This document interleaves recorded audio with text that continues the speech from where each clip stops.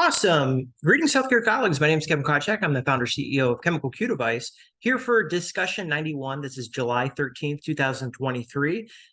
This is classical element distributing over quantum bits research and development for medical. So it's getting a lot down to the nitty gritty as far as the code. So having classical code, inserting quantum code.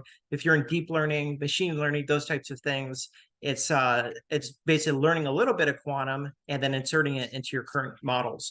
So I want to touch on this elements. So elements is a term, it's similar to features, these types of things. If you have an image after it goes through a deep learning neural network, at the end, you'll say have like 512 elements or 2048 elements.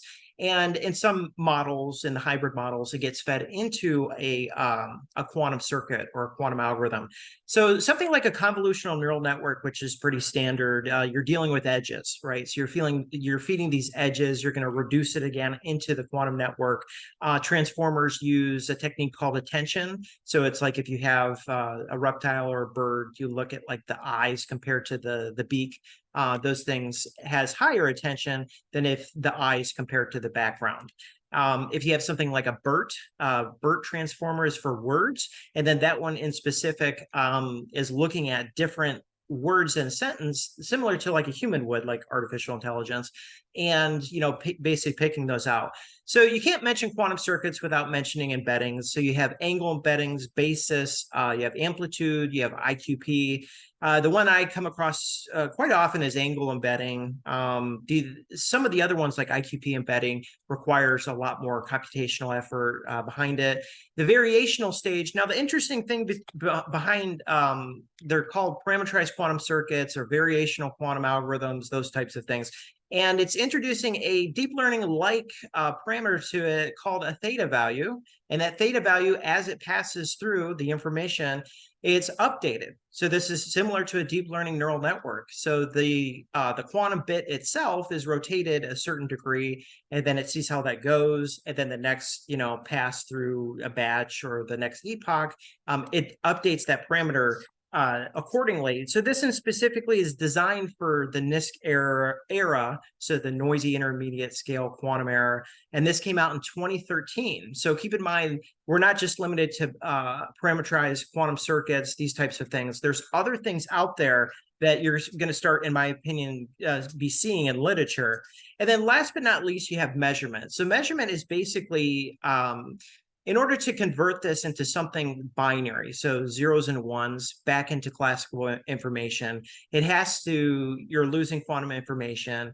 And the circuit is basically this. If you have a Hadamard gate on a single qubit, and it takes, say, a zero state or like an on-off switch, like binary bits, it's going to turn that into a superposition of zero and one.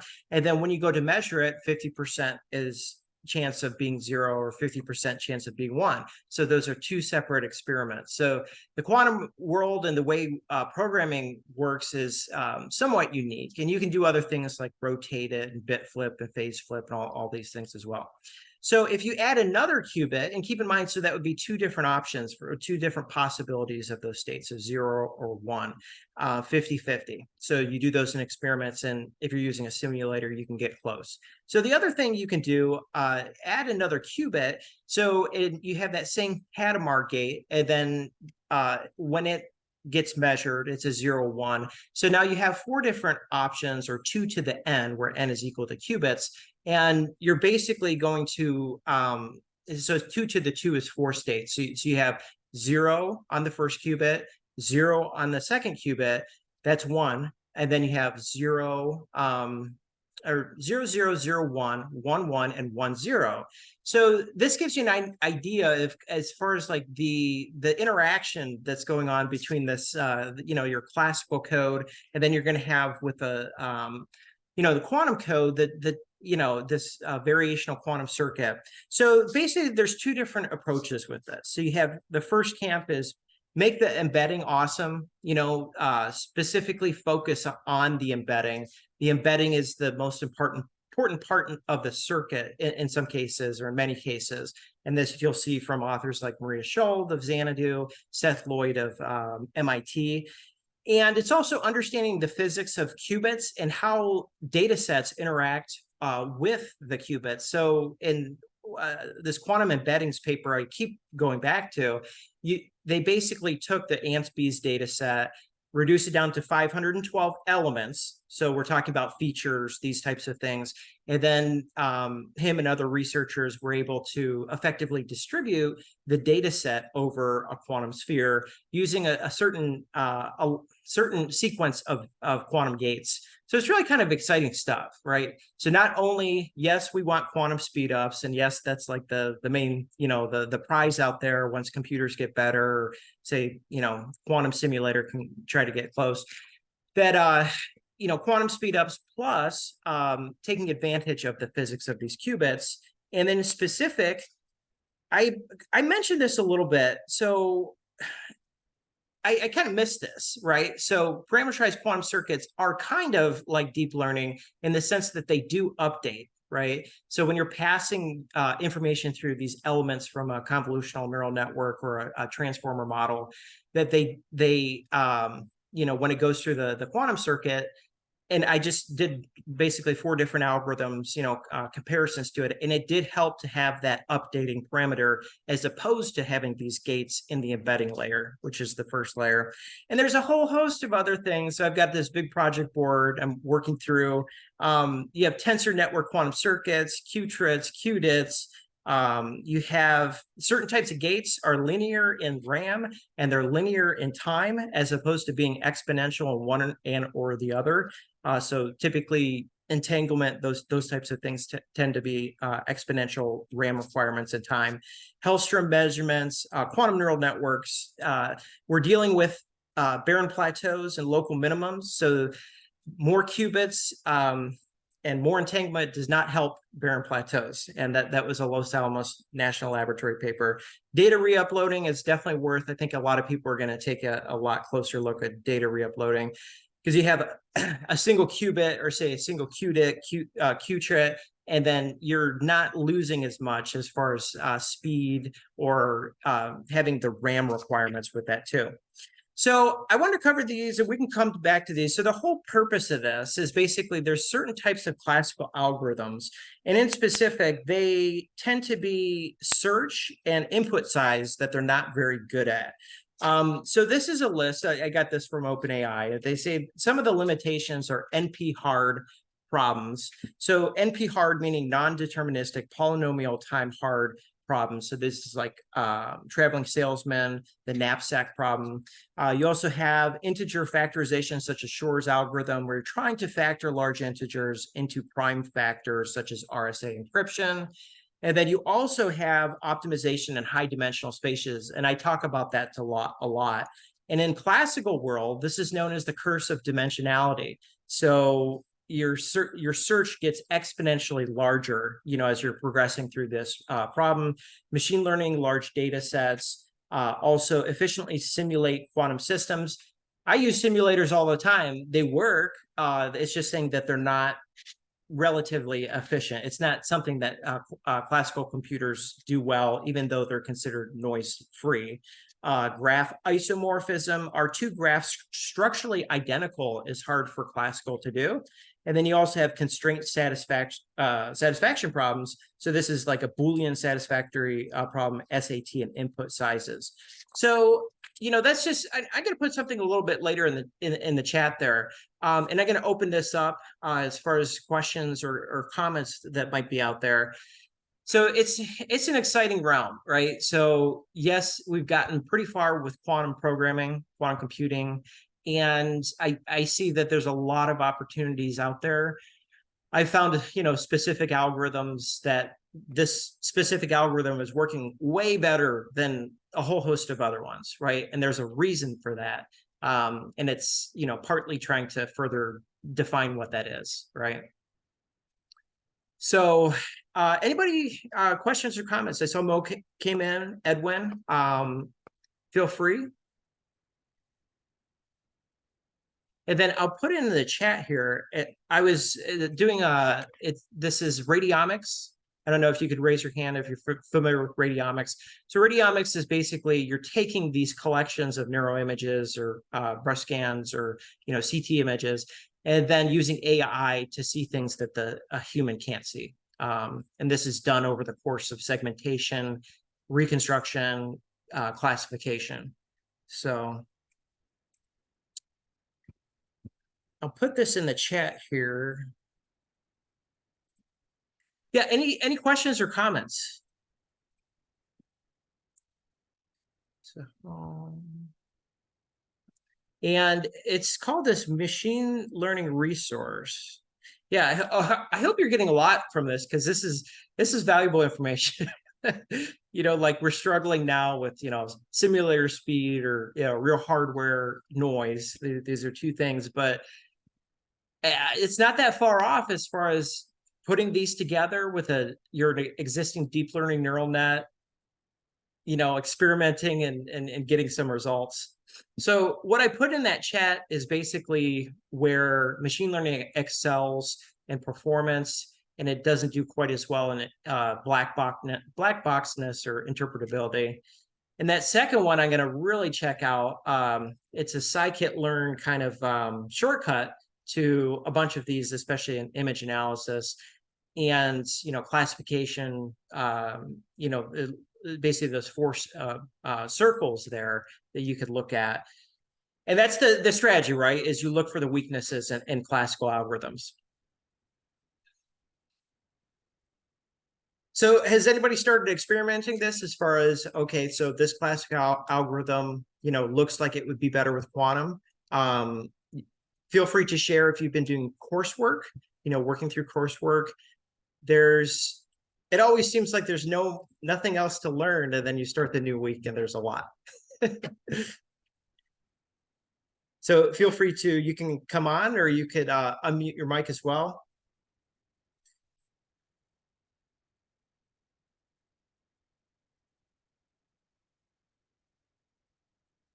I'm taking this course. So I finished I don't know if everybody saw this. These are the two courses. So I finished the Linux Foundations. It's similar to other courses that I've come across or other types of learning material. The University of Toronto is definitely something to, especially as you get going. And if you don't understand any of it, you'll still pick up some of it. I would recommend that. It's a little old. I heard maybe 2020, but I don't think too much terribly has changed. And then, yeah, feel free to, if you're doing other events, regarding quantum this summer. And we take it for granted, should be able to, okay. So here's two papers here. So I'm taking this University of Toronto course. It's called Quantum Machine Learning. And the first paper, this Richard Feynman paper, is 1982. And it's basically, they didn't know, could we do quantum computing? I think he had other researchers. I think he's Caltech, he passed away. And is this going to happen? Right? So can you simulate physics using a quantum simulator? Real quantum computer was out of the picture at that time. And, the results were good enough. And then all of a sudden in 1996, this is, by the way, coming from the Matter Lab. I forget the individual's name, but he's up in Canada as well. Seth Loy 96, this paper is famous, Universal Quantum Simulators, for further grounding Feynman's work with this all. Quantum simulation for natural Hamiltonians is efficient. So back then, a lot of times I can switch out gates and not even think about it. But their concern, and especially in 82, like a year before I was born, is this possible? Right? So is this possible to get to this point where we are today, where we're talking about, we're almost there, I mean, we still have a lot of noise in the quantum computers, and the simulators are going to be slow, even if you have GPU assist. But those two papers in specific are what this gentleman of the Matter Lab recommended to read, right? So this is sitting on the shoulders of giants kind of thing. So feel free to put in the chat as well. Okay. Week 2 of remaining. Okay. Okay. So Ron says he's done with 2 weeks, 2+ weeks to go. KissKit 2023 summer school. And feel free if you have anything as far as input on that. I've heard good things about previous summer schools as far as attendance and like there's buzz behind it. So it's definitely something to continue to look forward to. And unfortunately, it's just one of those things that it's going to hit like a hockey player taking a slap shot. I heard that from one of the first quantum computing videos back in like October 2021. And there'll be some breakthrough, and everybody has their notebooks, and hopefully if there's this breakthrough, then you can implement it, even though that it's been kind of a steady increase, I would say, with progress.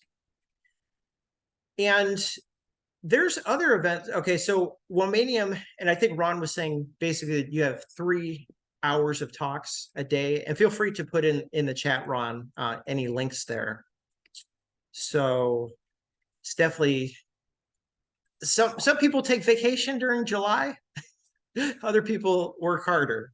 So I had the opportunity to judge a tech competition on Saturday. So that was nice. This is like robots and artificial or robots and computer programs, those types of things. Okay, Edwin, and feel free to come on. So he registered for QGSS 2023. So many issues. Currently, email's not working. Okay, so yeah, there's a lot going on. And when I first got started with this, I talked to other programmers, and they'd say, "Oh, hold your horses. We're not there yet. There's still a lot of error." And I'm more in that camp now, right? But when I see GPU assist, quantum simulators, then you can basically curtail the speed being lost by the simulator. So that's the crux of it all, right? Because if you have specific quantum algorithms that you can only do on a quantum computer and you can't do on a classical computer, but you run them on a quantum simulator, does that count? And in my opinion, yes, right? If you're getting the performance versus the best available classical. Now, for this University of Toronto course I'm taking, back in the 50s and 60s, there's this problem. So it's on a 2D plane, like an XY plane. And then you have X in the top left, you have Y in the top right, and then it's Y in the bottom left and X in the bottom right. And at that time, and I don't know if this is still the case, but you can't have a classical algorithm that can even do this as far as separation. I think it's more for like a classification. So that's another thing to keep an eye out for. Is it easy? Are there certain cases where classical algorithms can't do it? Can't do the calculation. There's grades, right? So we still use classical algorithms even if they're not efficient. But if there's a more efficient way with quantum on a simulator, even though it's slowed down, but it's possible, or it's better, that these are options. So I would say keep an eye out for anything besides exponential quantum speedups. We know we can get quadratic speedups in some cases. It's just there's many moving parts in order to get that end performance. So I'll put it in the chat here. So this is called Quantum Algorithm Zoo. And I can never remember if this is .org or .com. But anyway, it's .org or .com. And if you're feeling savvy, you can go through these. It's basically a collection of papers. So papers with quantum algorithms, and it's terminology heavy, right? So jargon heavy, I would say. But you should be able to start gleaning stuff off of websites like that. Hello, nice to be here with you, Kevin. I don't know. So I don't know what do people want to learn about QML? Oh, go ahead, Edwin. Oh, I don't know. I don't know whether what you just described. So the was, question is, what do people want to learn about quantum machine learning? So I learned something new as far as like it dawned on me, and feel free to unmute. Anybody can come on. Is that when you're passing this information, so say at the end of a deep learning neural network like a ResNet or VGNet or transformer, these types of things, that if you have a parameterized quantum circuit, is those theta values get updated after every batch, say the batch of 15, update. So it's not to the extent of the deep learning net, but I had good, I had a bump with a quantum algorithm that did have those updating theta parameters. And this is analogous to a weights and biases in deep learning. So, okay, here we go. Okay, go ahead. So you should be able to come on here. So the point is, it was a little bit more advanced than I was expecting.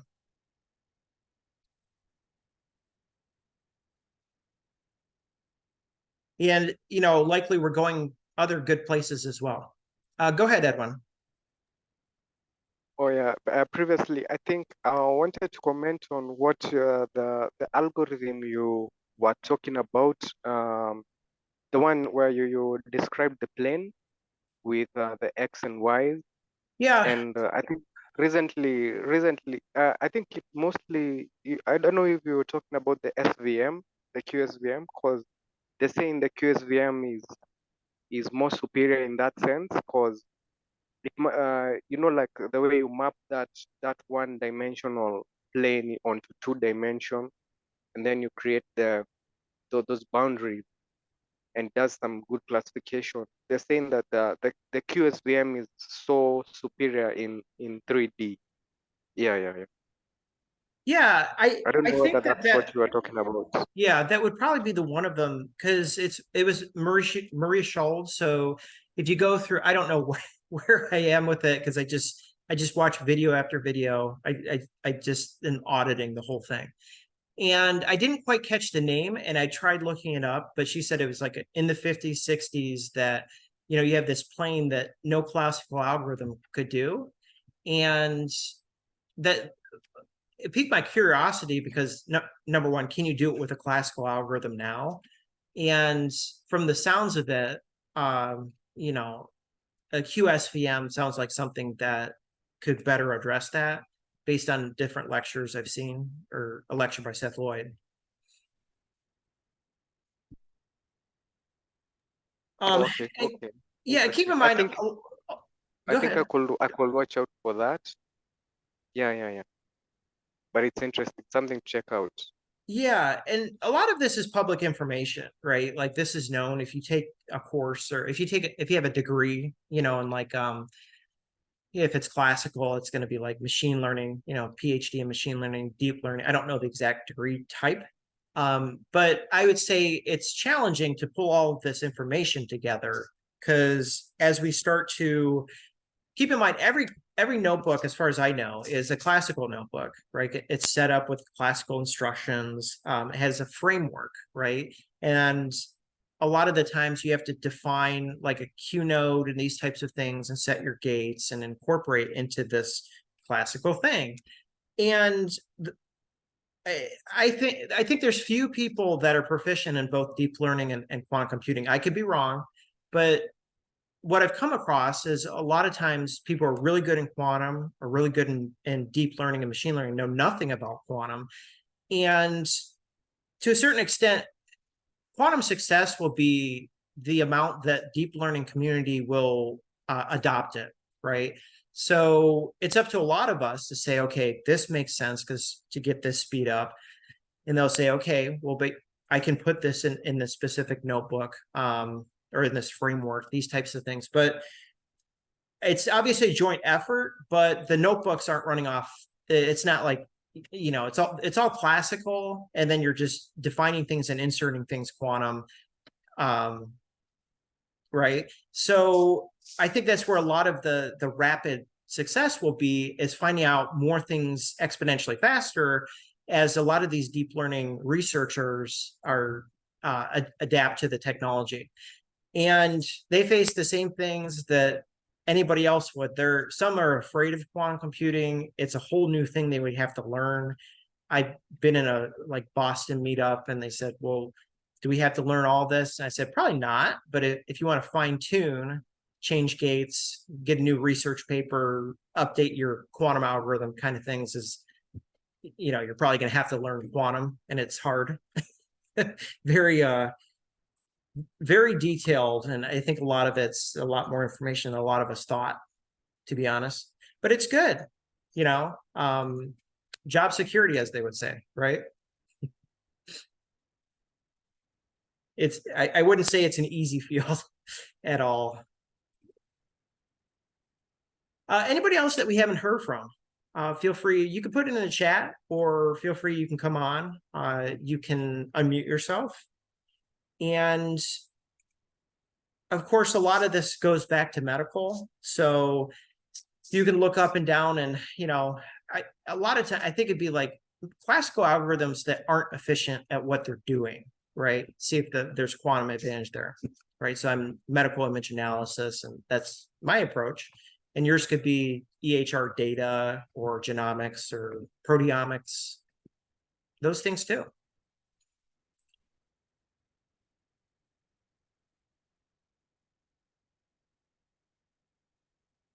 So I think the thing is knowing how hard to research on one specific thing and then when to move on to the next, because a lot of times you don't want to get stuck, right? And you want to be generating results, right? So, and I see this in some people in the chat, or, is basically you're going to be transitioning from that learning and then having what you gained and then just running experiments all the time, trying to find out new information, or information that's hard to come by, basically. So yeah, it's just one of those things that, just don't give up and keep taking courses. My preference is always running experiments and notebooks and collabs, getting results. My two would right now is coursework. And then my number 3 is everything else in quantum. And there's other distractions, in life, but it's more important to say you have a good quantum algorithm, as opposed to saying you went to all these events, right? An HHL, or, some famous algorithm, Shor algorithm, these types of things, in my opinion. So, okay, so Ron asked a good question. So in DNA research, it's basically, so I haven't been, I mostly focus on the image stuff right now, but there are some papers out there that if you have like billions of residues, so a residue is like a collection of molecules, and they were at 6, whereas if, you have millions or billions, and it's just a very small proof of concept. But that paper was a little old. I remember that because it was old when I looked at it, maybe even early last year. I did a white paper on it. So, I would have to dig that up more as it starts to slowly come back. I mean, just fundamentally looking at it, though, you're going to have the same issues. So I didn't mention dimension reduction. So it's the same thing. If you start off with, thousands of images, and then, I believe this is just one image gets reduced down to 512 in a ResNet 18 elements. And then that 512 has to go into a quantum circuit. And that quantum circuit, in many cases, is only 4 qubits, but perhaps 20 qubits in mine that I found that's going to introduce a reduction in that dimension, right? So you have to know where to trim. And if my memory serves me right, in a lot of DNA research, it's there are approximations being made, but it's the best that's available, right? So you can't go full blast, right? Like if you're coming off a deep learning into a quantum circuit, a lot of times you have to reduce that. So I really don't know the ins and the outs of DNA research. I assume it's a very in-depth thing. We have a company out here called Illumina out in San Diego. They're quite famous for DNA sequencing. So, and you have a whole nother issue in storage, because I know in the East Coast, and this is coming from that Sunday morning discussion, is that one of the main genetics companies, they don't store any of their data on site. It all goes into the cloud like right away. So, you can imagine, well, 90% of medical image data is images, but in these specific cases, it's a lot of data that you're dealing with. So to do that type of research, figure lots of reductions and dimensions, I would say. It's the same thing. You create a new algorithm, you have to test it first, put it into the model, or you're supposed to test it. And does it make sense to run this quantum algorithm on a simulator? Does the end result get a better, so here's a use case. So you could take a quantum bit, distribute data over it before you go into deep learning, do deep learning better because all the data is separated better, over the quantum bit. And then at the end of it, do another quantum algorithm to do this variational circuit that updates, and it's limitless, right? Not always, but just on the imagination of the types of things you could do based on the things that you already know about quantum computing. So anybody we haven't heard from? So Samuel or Ron?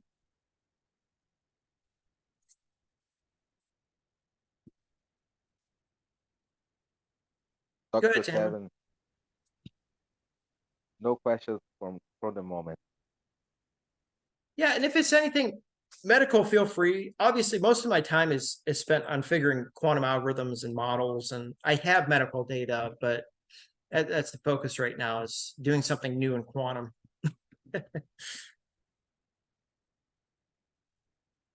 And then anything else, these classical algorithm limitations, it seems like there are several of them, right? And, how would you do that? You create a new algorithm, you test it, you go implement it. How would that process be for you, in work, or, doing a class or those types of things? Oh, hi. I think my mind has gone back to when you were talking about how new the field is, and how nearly where someone looks like we're just trying here and there on what will work. And I attended this webinar today by I think it's a startup calling themselves Quantum Genmat, and yeah, I think the main highlight I took from them. Okay, they're saying that they're trying to simulate physics AI and predicting properties of materials that are known, and as well maybe they could discover also those that are unknown. But the biggest highlight I was taking, they were like kind of looking at how the information has developed from the 1600s, and the development of theories coming to the quantum. Now we're in the big data, but they were saying that this big data phase, it won't be. It's like it's not the future. So they're insisting a combination of AI and quantum looks like is what will define the future. And I don't know how that augurs with you, or what you think about that, Kevin, in regards to the launch of QAI by Elon Musk and the team. They look like they have a very ambitious target. They're saying they want to discover the theory of everything. It's like they want to uncover that. Don't know what you think about that. I would say that there's a good portion of people in America that think quantum computing and artificial intelligence are separate. It's more like classical computing and quantum computing coming together. And then the concept of AI or 90% of AI is machine learning, is basically taking, pre-existing data, learning from it, introducing unseen data, typically supervised, but you could do unsupervised or like reinforced. So yeah, I did a timeline on this, and I went back, I think, to the early 1900s. But quantum computing used to be the term for doing quantum physics on a piece of paper, right? So a lot of the stuff that was out there is the same thing that we have today. It's just the hardware got better, or we understood how to make a quantum simulator out of a classical computer, for instance. So that's what's changed, right? As on the real hardware side, as they were developing these components, like University of Waterloo would have a new component for a brand new quantum computer without having a quantum computer yet. And then they started, I don't know if you're familiar with nuclear magnetic resonance, or NMRs. So they're prevalent in, say, organic chemistry labs. You could have a quantum computer inside of a NMR, right? And they would be like three qubits or 5 qubits, those types of things. So, and even on that front, like you could do quantum computing to a limited extent. But besides those two papers that I shared, the Richard P. Feynman and the Seth Lloyd, is that it's just been a gradual thing. D-Wave had formed their company in, I think it was 1999. So they've been around for over 2,000 years. And they quickly switched from gate-based superconducting qubit to quantum annealing. And then I think their first commercial quantum annealer was this Lockheed Martin. I forget the date of this, but I think something maybe around 2010, something like that. So anyways, you could do quantum annealing with elevated qubits. I think basically over what you would traditionally have on a traditional quantum computer. But yeah, I think that's the biggest thing to teach everybody is quantum computing is not like against AI. It's not even related. It's quantum computing and classical computing, and then you're coming together, running a quantum algorithm in these days in your classical code to help out with the existing AI, basically. So I'd say that's a big hurdle, as a lot of people don't want to learn the physics, right? So a lot of this stuff is not maybe native to their minds when they earn their degrees in deep learning. Say they weren't physicists. Okay, so Samuel has a statement here. I've been talking to friends who are trained in chemistry and biomolecular to use quantum algorithms and produce new elements that can collaborate to develop minerals to be used in the production of new materials. Yeah, everything's great on paper. It's just it gets harder and harder and harder as you run the experiments. This could be Google Colab or IBM Qiskit or your local Jupyter Lab notebook. And chances are you could do something, it's just going to be slow. I'm running, at low epochs about 10 times slower with the quantum algorithm with, it's 20 qubits, so it's not tiny, but it's not that deep, right? So if that gives you a time estimate, but I would say go ahead and do it, Samuel, because you're just find a model, quantum transfer learning or a BERT model or whatever that has that quantum algorithm, like the model's good. And then just plan on extra time. If you want good results, I've only found you could use quantum simulators. And I haven't done annealing as much, but I know there's some noise with that. So yeah, the important thing, just get started. This sounds good. Chemistry, biomolecular, quantum algorithms, materials. I would definitely get started on something. And it's Yeah, go ahead, I Edward. think you mentioned the D-Wave computers, and I remember reading a little about them, and I think also Google bought one.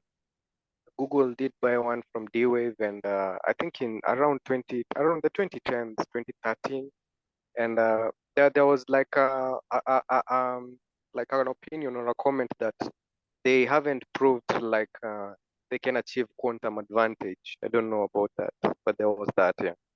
Yeah, same thing everybody faces, because once you start implementing this into some notebook, like the model that's contained in this notebook, is that there's inherently some differences between the quantum hyperparameters and the classical hyperparameters, right?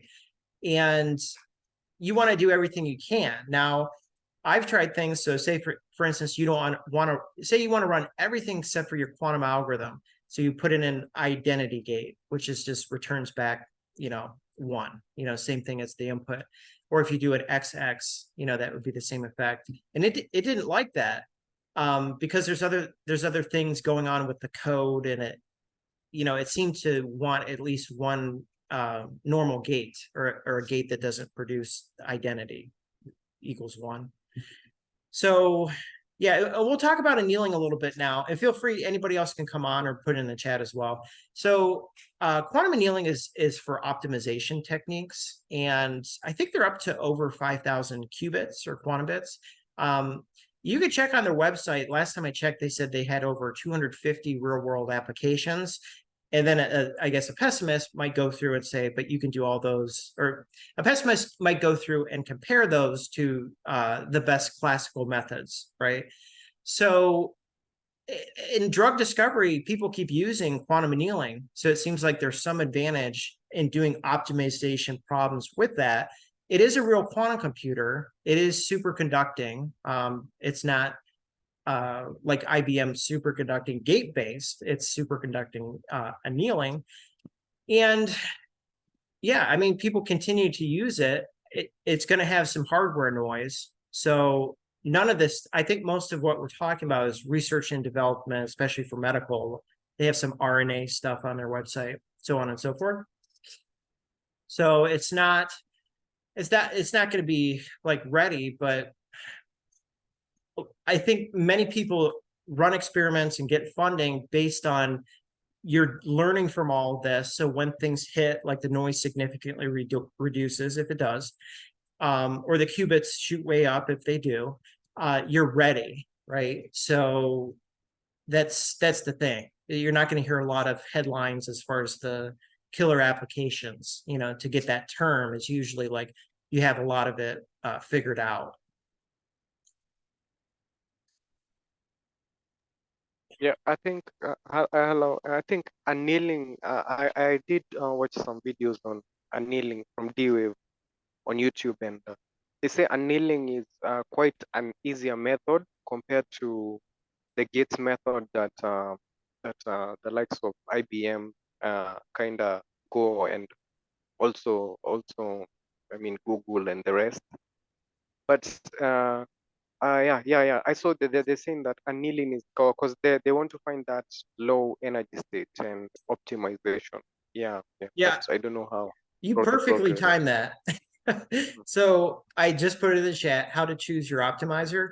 Now this is through PennyLane. And then keep in mind, as far as I know, most of these are hybrid optimizations, meaning you're optimizing the combined effect of the the classical neural network or the deep learning neural network plus the quantum algorithm.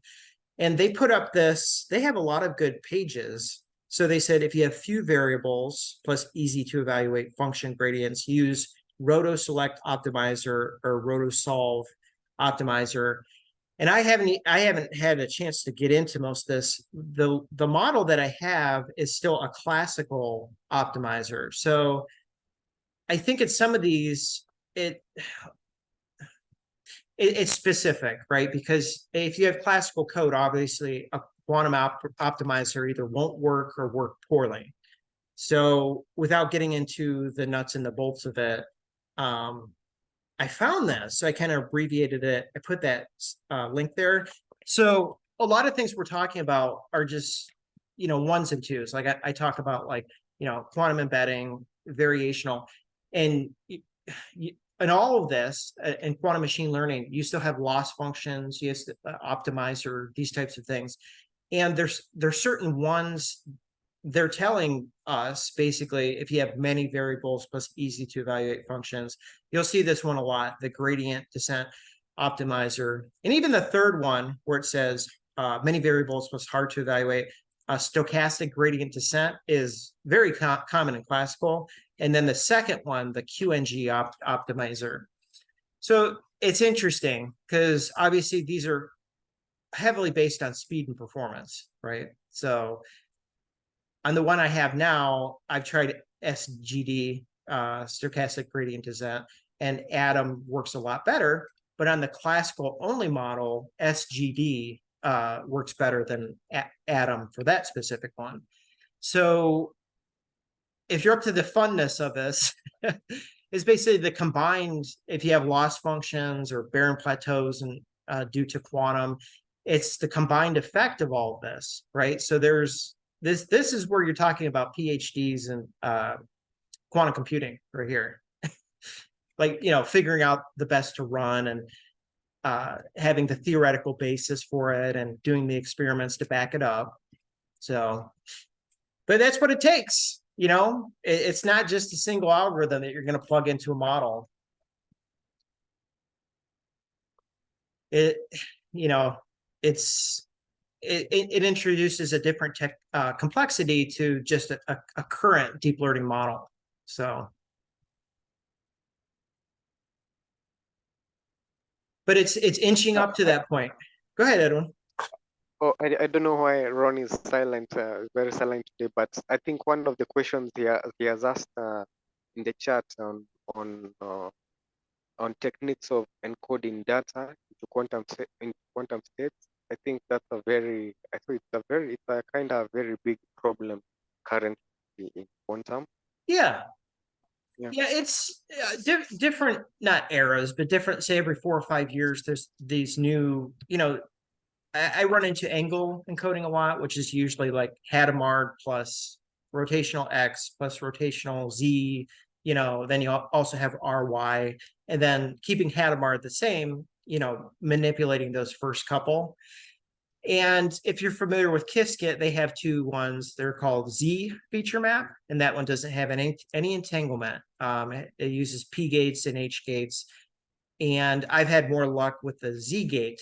Now, the ZZ gate is an embedding layer, but it has entanglement and it runs a lot slower. I get worse results.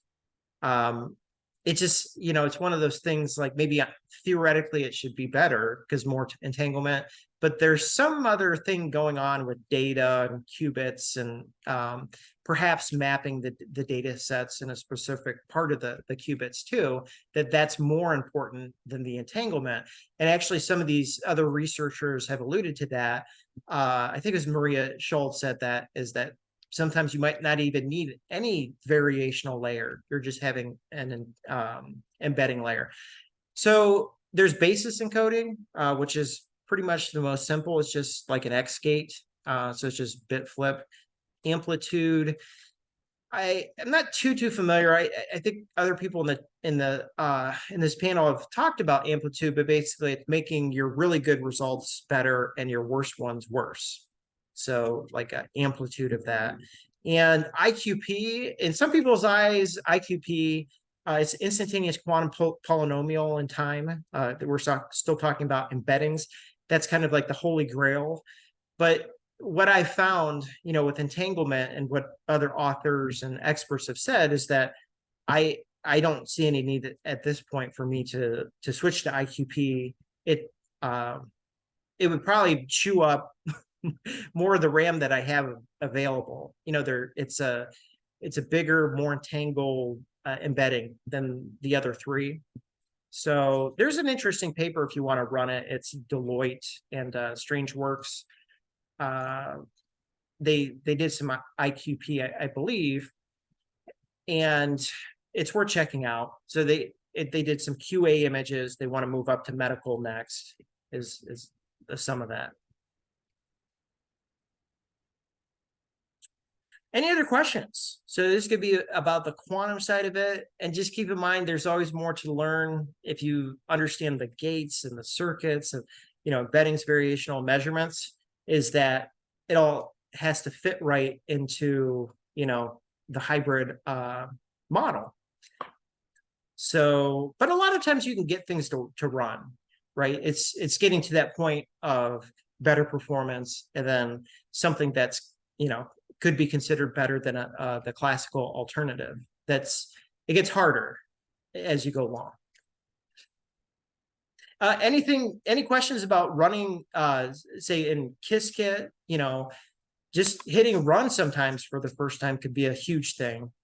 And either on a real quantum computer, I would just go straight to the simulators. But you'll learn about the noise and the effect of noise on like a 7-qubit Nairobi, those types of things. But I did find, this is interesting, I found 100-qubit, it's called an MPS.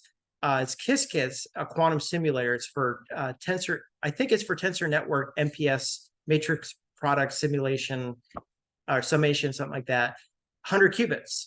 So you can run elevated qubits if you're doing MPS. And I think they have to be linear. I don't think there's much entanglement involved, or you can't entangle that much, if any. So that was kind of interesting. Okay, so we talked about a lot of these things, and I want to see if there's anything I could touch on a little bit more. It's the importance of us as like interested in quantum to talk it to other people in deep learning. Now, the more factual information you can give to them, and then the more information that you have personally, like you ran this notebook, it did X, Y, Z, these types of things. Like you have to know the difference between simulators and real hardware, right? And what's going to happen if you hit play and you're selecting one or the other, so some of the basics. And then, so I started off, and Ron said too, IBM Quantum Experience, find a lab and a circuit composer there. Just run one of the circuits. It should be free. They never took my credit card. So IBM has a ton of things. For me, I'm a big demo guy. So I'll just open up a demo, run it, see what happens. If it runs, start changing stuff based on limited information you have, keep learning, and then, keep making it better based on new things that you learn. So I've done like, several Qiskit, IBM, or Qiskit, Penny Lane. I did a really cool one. It's this QDIT. It's Google Circ. So Google Circ QDIT. You start off with basically qubit. So this is 2. And then I moved up to qtrit. And then using that same technique, I moved up to qquart. And I went all the way up to 10. So it's not good. I can't use it quite yet in a model, but it's a 10 by 10 dimensions of an X gate. So an X gate and a qubit is 2 by 2. An X gate and a 10 qubit is a 10 by 10. So figure really slows things down, but there's some advantages in running. The data re-uploading could take off really quick because it's just a single qubit. I think if you go up to like a, say 10 dimensional, you could do 10 classes off a single wire. That'd be pretty awesome.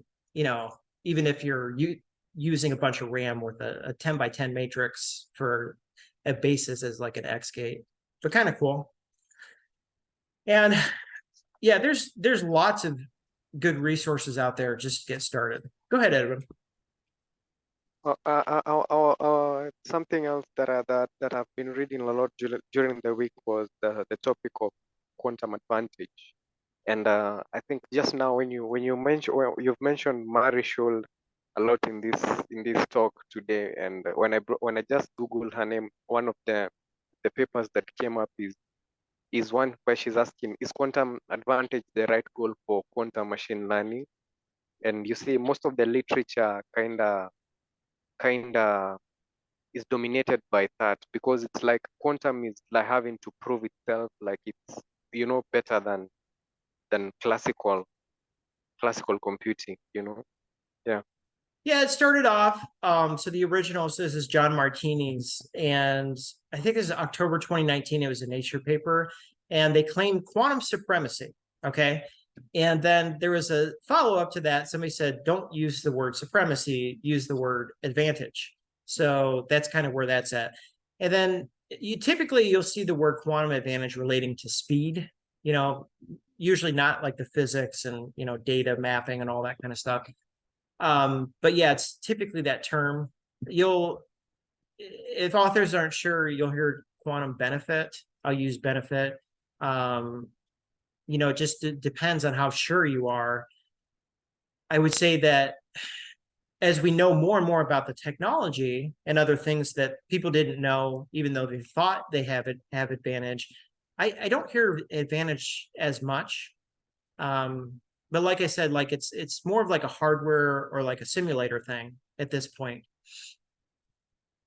Just too much noise or it's too slow, those types of things. Are there other metrics like where quantum ML can be evaluated? I missed the first, better than you said the quantum advantage? matrix? Yeah, are there better, better metrics or measures for assessing quantum, quantum use Oh, cases? Yeah. yeah. I mean, I've got some tools. So I've got a tool, it's sign function. So if I know that a quantum algorithm looks like this, it's negative. Oh, what is this? Negative pi, 0 is the middle, then pi at the end. A lot of times you'll see 0 to 2 pi at the end. And that's the one that's working for me. So then I'll compare that to other things in my Jupyter Lab notebook when I create a new circuit, and I'll see that sign function output. And sometimes the output will just be a horizontal line, and I know that that is not a good algorithm to use. So I typically won't test that one. But a lot of times you'll see like I'm trying to get it so the phase shifts a little bit. But typically what I get is I get more amplitudes per negative pi to pi. So this is a Penny Lane tutorial. It's like optimization. It's on YouTube. I haven't found the notebook, but anyways, it seems to work because if I have something that the output of the sign function is just like flat line or just weird looking, or say like in my stuff, I have a confusion matrix output.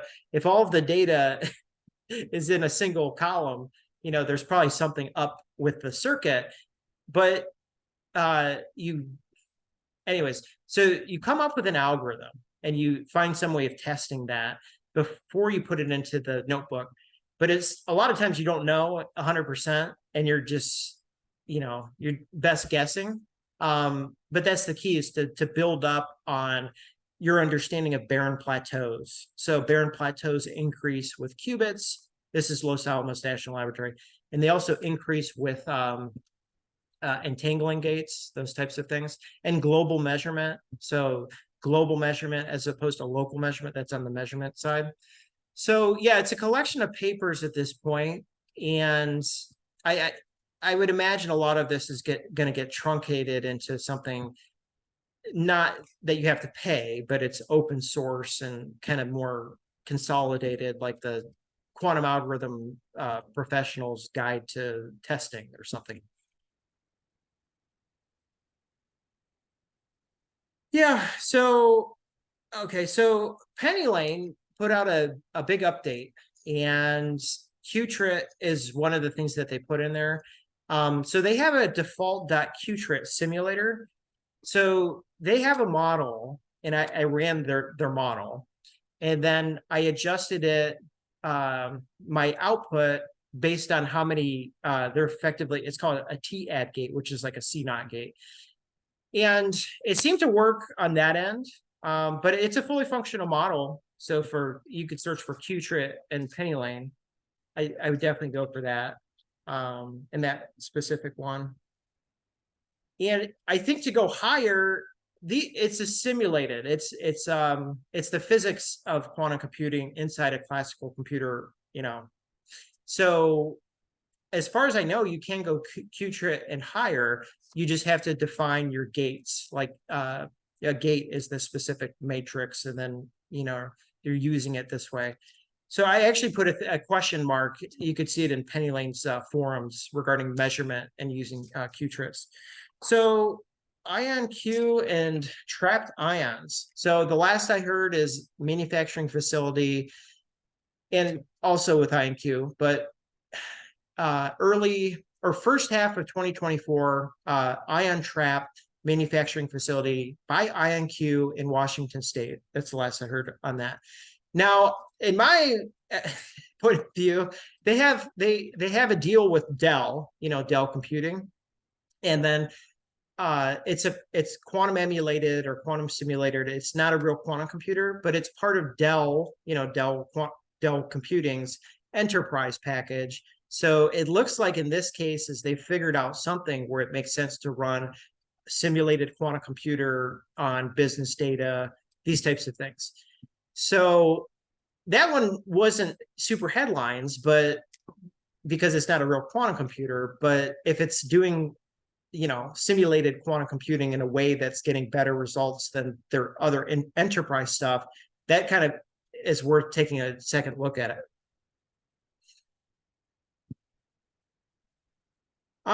Any other questions?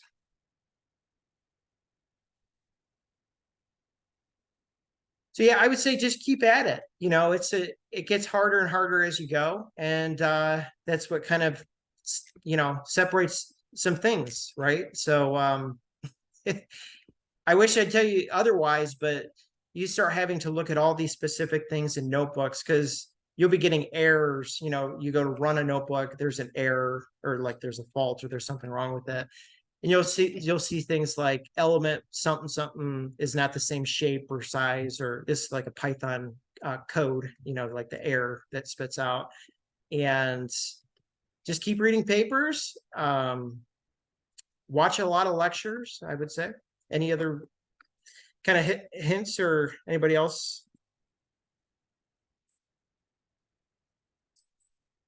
And definitely go ahead, Edwin. I don't know how good the GitHub Copilot might be with QML, but yeah, cause I really don't know. I haven't tried, but there's a time I think I have searched on ChatGPT, and I was asking ChatGPT whether it knows any quantum RL algorithms and or implementations in research, and it told me that actually it's not even aware. Although Bud was a bit better because Bud directed me to some research. Yeah, it can seem like you're just in the middle of nowhere with this. You should be able to get some, but what I found is that the application of it all is more challenging than finding the algorithm. So yes, algorithms are important, but at that same time, if you don't know how to, change data sets and, save files from pandas to whatever, or into CSVs, those or data frame to CSVs, because I have to do all that stuff in order to get charts and graphs and, those types of things. So the basics, yeah. It's really hard, but just don't give up. And for those that haven't started coding yet, definitely run some demos. So run the PennyLane. I'll put these in here. So PennyLane. I've had hit and miss with the Circ. Well, actually, I've had hit and miss with TensorFlow Quantum, which is supposed to be like the deep learning neural network for quantum. But the Circ, so PennyLane Circ, and feel free, anybody else, put anything else you want in here too. Qiskit. I've had a tiny bit with Torch Quantum, but the main I'd say are the first three, and there's also TensorFlow Quantum, but I just don't get this sense that it's like to that point where PennyLane is, where it's just like, we just announced this and now it can do this and those types of things. So I'm finding a lot of stuff on PennyLane. So awesome. Any other last questions? So if not, this has been discussion 91, July 13, 2023. Appreciate everybody coming out for classical element distributing over quantum bits research and development for medical. Have a good rest of your day and have a productive rest of your week. Take care, everybody.